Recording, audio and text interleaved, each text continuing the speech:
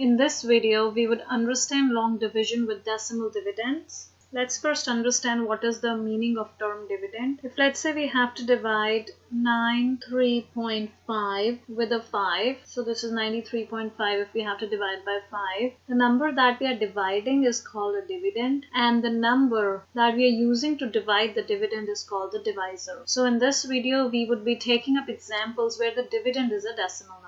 Let's see how to divide in such case. What we have to do is, when we are writing the number in the division bracket, we consider that there is no decimal, so we just put 935 as is, and we put 5 outside. Now we see that this 9 is greater than 5, so we would start dividing. So 5 times 1 is 5. When we subtract 9 and 5, we get a 4, and we bring this 3 down. 5 times 8 is a 40. We subtract it, we get a 3. When we bring this 5 down, we get a 35. So 5 times 7 is 35. Now when we subtract this, we get no remainder. So remainder is 0. Answer that we got is also called quotient. So this answer is also called quotient. And this we know is called remainder. Quotient is always the answer. So the answer is 187. However, we have yet not considered what this decimal is going to do with this answer. When the dividend has a decimal, we count how many decimal places we have in the dividend. In this case, dividend has 1 decimal place. Always remember, decimal place is the number of numbers that we have after the decimal. So we have this decimal here, and we just have 1 number after decimal. So therefore we have 1 decimal place in this question or in this dividend. In our answer also, we should have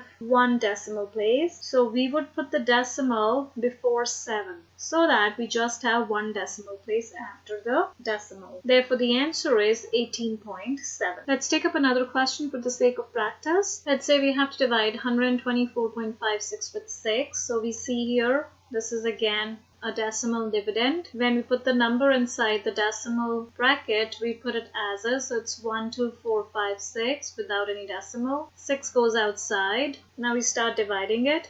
6 times 2 is 12. When we subtract, we get a 0. We bring this 4 down. We notice here that 4 cannot get divided by 6. Therefore, we put a 0 there. Now we bring another number down to help this 4 become bigger. So this now becomes a 45. And we also know 6 times 7 is 42. When we subtract, we get a 3. We bring the 6 down. 6 times 6 is 36. And we again got no remainder. Doesn't matter if we get a remainder or if we do not get a remainder, because the answer comes from the quotient. So the answer is 2076. However, this is not the answer because we have not yet taken into account the decimal. Now in this case, we have 2 decimal places because we have 2 numbers after the decimal. Therefore, your answer should also have 2 decimal places. So we would put decimal at a spot where we have 2 numbers after the decimal, and that is before 7.